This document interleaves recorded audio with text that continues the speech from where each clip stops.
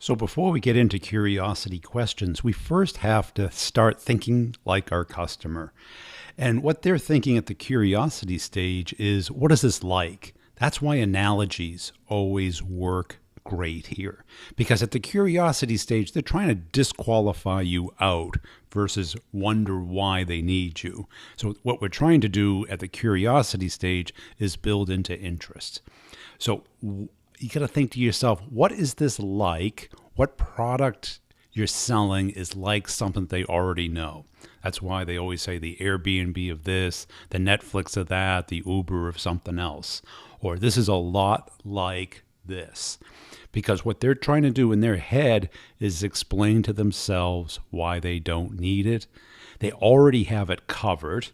It's not their issue. It's someone else's issue within the company.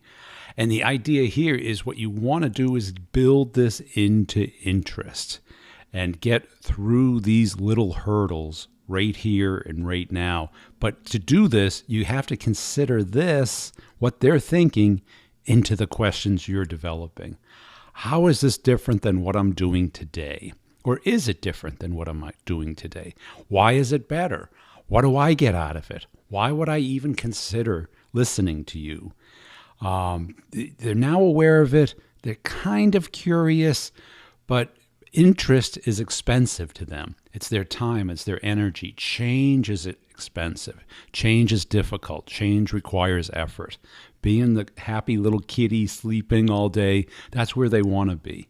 And then the next thing is, how is this a nice to have versus a must have?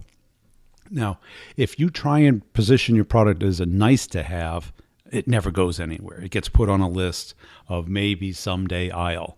You've got to have it be a must have by now talking into the interest and the implications of not having it from a competitive standpoint, from a risk standpoint, from a missing out standpoint. Whatever drives the person that you're selling to, you've got to speak to it. So we'll get into how do you build out your curiosity questions to get them focused on what it is, how it's different than what they're doing today, and why is it a must-have. Those are the answers that your questions want to pull out of your prospect. So let's get into the curiosity questions and think about how these apply to what you're selling.